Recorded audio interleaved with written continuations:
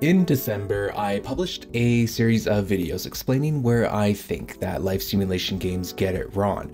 And as I was writing, recording, and editing the episode, and after reading the comment section in that 3-part mini-series, I suppose, it really dawned on me that there was really another topic at hand that I wanted to discuss. And that was the importance of basic world management tools for non-world builders in a life simulation game like The Sims, Inzoi, Paralives, and of course Life by You.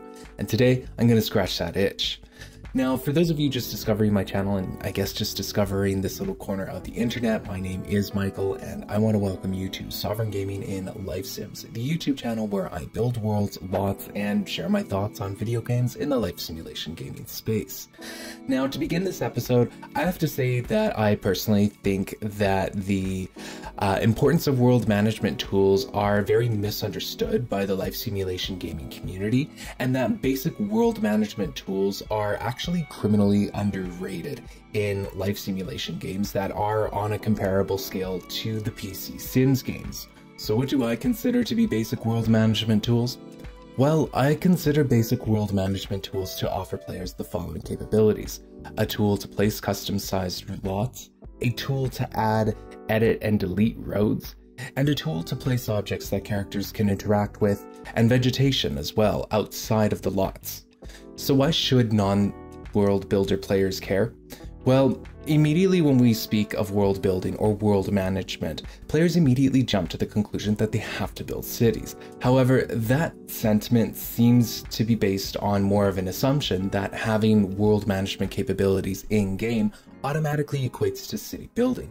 In my opinion, it's just really how you use the tools. For example, you could be playing a sleepy small town world and enjoying the gameplay that goes along with it. But if there was some sort of a small corner in your world map that you wanted to build a cabin on, for example, well, suddenly you're gonna want those basic world management tools. Or perhaps there's some DLC or even an expansion pack that gets released, like I guess a Seasons or a Pets expansion pack that has a couple of exclusive lot types associated with it. Well, now you, as a non-world building player, you're gonna actually need the basic world management tools at your fingertips to place a lot and perhaps even add a road that leads up to it, and maybe even add in some trees to make it look like it belonged in the world. Again, if a set of basic world management tools were given to players, they can adapt worlds of all sizes to meet their needs as the franchise continues to build onto it and to evolve. I mean, we've all seen how out of place the late night lots looked in The Sims 3's Sunset Valley when the late night expansion pack was released. We can avoid that again, but just simply by learning from what was done before. And when looking at life simulation games, they've always had some sort of a peculiar relationship with giving players world management features. I mean, in The Sims 1, its world management features were non-existent to my memory, but I would come to expect that since it was a completely different game from what the franchise has grown into, and it was also The Sims 1. It was very much like the very first game of its kind, so I can offer a lot of forgiveness in that for that game. And I really do. Sims 1 was pretty phenomenal, if I'm going to be quite honest with you, for the game that it was at its time, and it even holds up in some retrospects these days. I've got a whole review series on it, so you guys can check that out if you'd like. But strangely enough, The Sims 1's world management capabilities would actually be shared by The Sims 4, of course. In other words, world management is just non-existent yet again within The Sims 4. Okay, maybe that was a bit of a cheap shot, but it is true. So really, the only games that did give players world management tools was The Sims 2 and The Sims 3. And in my opinion, between the two, it was actually The Sims 2 that gave players better options for world management, and they didn't have to offer a lot in order for their world management tools to be effective, just due to the nature of The Sims 2's franchise. Essentially, in The Sims 2, they offered players the ability to edit their worlds with tools to place lots and objects, including some pavement objects that, when I was a kid playing The Sims 2, I didn't have quite the patience to work with those pavement objects. And so the object catalog available to players in The Sims 2 for world management was actually quite robust, considering that editing worlds in The Sims 2 was far from the gameplay that players were requesting. Whereas in The Sims 3, players actually needed to edit their world, but I'll get into that a little bit later. In The Sims 2, if I remember correctly, you could also place effects as well, just with the world editor tools at your fingertips. So The Sims 2, much like The Sims 1 and The Sims 4, was another Sims franchise that primarily used loading screens to take players from one location to another. And despite The Sims 2 being a great game, even I was getting sick of having to go through a loading screen each time I wanted to take my Sims off their home lot. But with saying that, as The Sims 2 released more expansion packs, players didn't have to worry about how that content would affect the way that their worlds and saves operated and functioned, since EA was using a lot of sub-neighborhoods to introduce new gameplay. Some examples include the university worlds that we were given with that expansion pack's release. Nightlife came with the downtown sub-neighborhood and open for business as well with its Blue Water Village sub-neighborhood there. So it was offering a lot of content, but it was also offering them as sub-neighborhoods, whereas open world games are really going to struggle with that. It's also kind of ironic in a way that even though I think that we had the best world management tools in The Sims 2, that we actually didn't need those tools, since the foundation of The Sims 2 was really dependent on loading screens and sub-neighborhoods. This brings us to the world management capabilities of The Sims 3, which feels more limited than what we got with The Sims 2. Specifically, the catalogs of objects felt very limiting, and just by The Sims 3 being an open world game, it demanded more sophisticated tools in order for players to keep up with adding content from future expansion packs. Namely, in my opinion, players needed to adjust roads and create custom-sized lots, as opposed to being given pre-built lots to try and squeeze into your world. And no matter what you did, those pre-built lots would always look out of place unless you did some severe editing. At the end of the day, it was almost better to just kind of create your own. If you wanted to play in, per se, Sunset Valley and wanted to have the Showtime expansion pack installed, that's when you would really run into that issue of potentially having to build those lots on your own. And some of those lots are pretty hard to build on your own just to get them to function correctly. So, and it's not every player's cup of tea either. So yeah, these basic world management tools could have gone a long way. Unfortunately, another gaming mechanic in The Sims 3 is that if you move families to different neighborhoods such as Bridgeport and whatnot, you would actually lose all of your relationships and memories with other Sims from other worlds. In my opinion, this led to worlds feeling a little more isolated, and how players picked their worlds was being influenced by the expansion pack that they wanted to have access to. So for example, if a player wanted to play with horses, but they also wanted the Showtime careers, they would really have, they would be forced into a position where they would really have to choose between playing Starlight Shores or Appaloosa Plains. Or else, those players would have to experiment with different sizes of empty lots to try and add in what they wanted. And I've already kind of explored what that looks like before, and it was a pretty frustrating situation, which really led to the Create a World tool being created, in my opinion. Again, that's just speculation, not a fact there.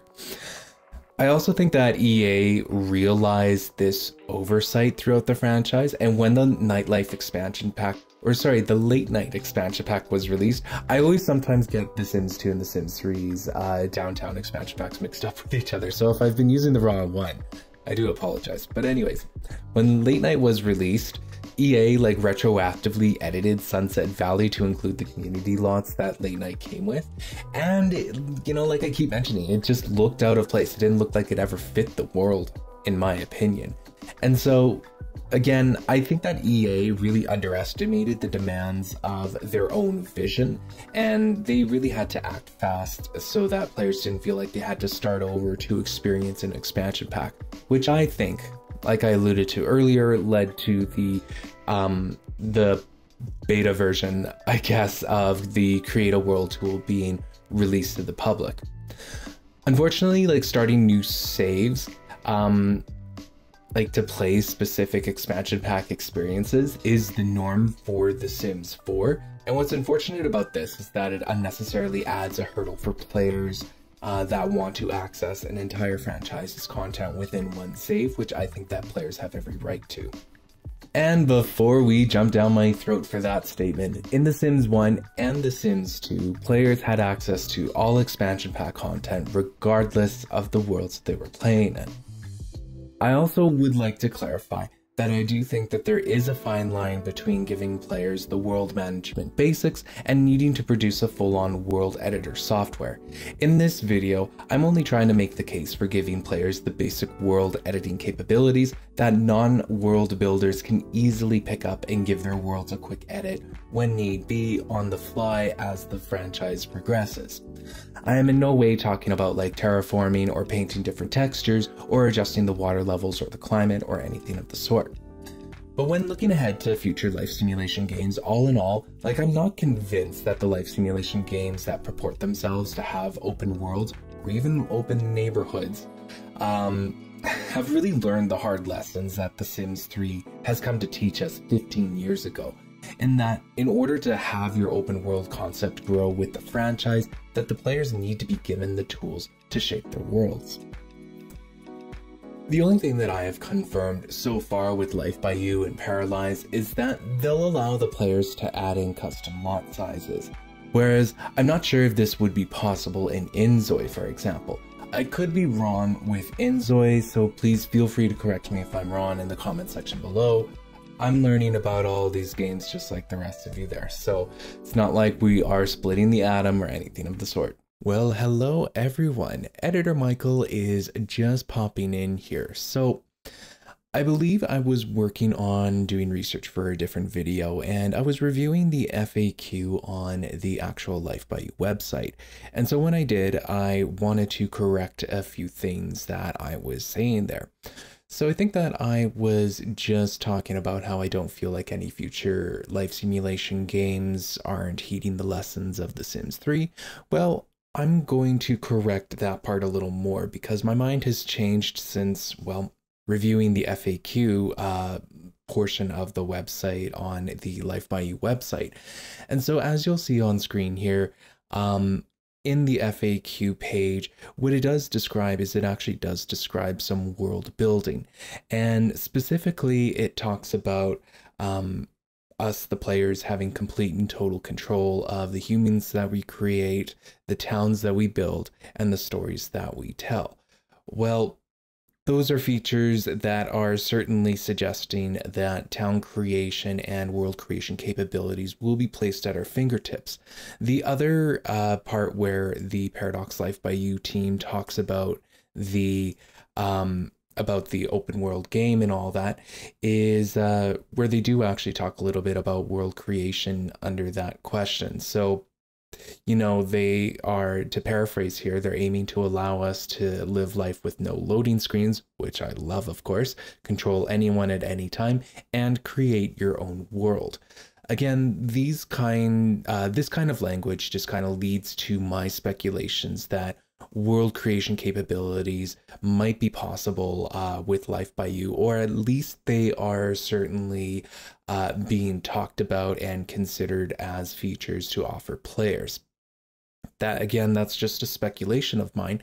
And yeah, I do like, just with reviewing the fundamentals, which of course I encourage everyone to do no matter what they're researching and all of that. Sometimes you get a lot more answers than learning or revisiting the basics than anything. But yeah, I do see this as a step towards the right direction in terms of giving players world editing capabilities, or at least like basic world editing tools.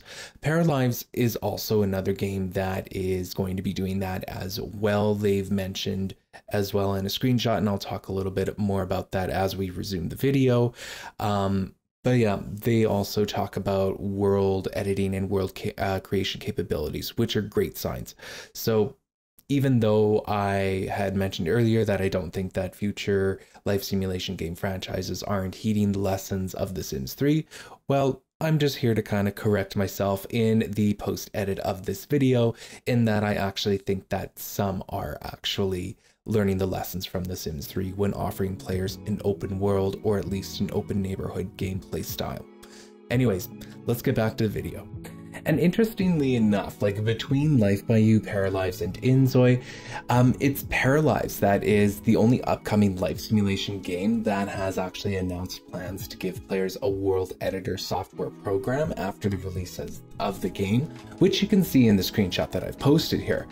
Whereas like with Life by You and Inzoi, I don't think that they have confirmed a separate tool, and I'm really not going to insert any assumptions. But I will say that it is interesting that Paralives has already talked about like world management and world building tools to a certain extent, which I think is very much a great thing for players that are excited about Paralives to experience, because it helps to future-proof their own worlds and neighborhoods. I've already kind of made the case earlier, but I'm very excited for Paralives to actually talk about it because it brings yet another standard and yet another point of competition for the other life simulation games to either match or divert away from. So very interesting to see like what happens with that.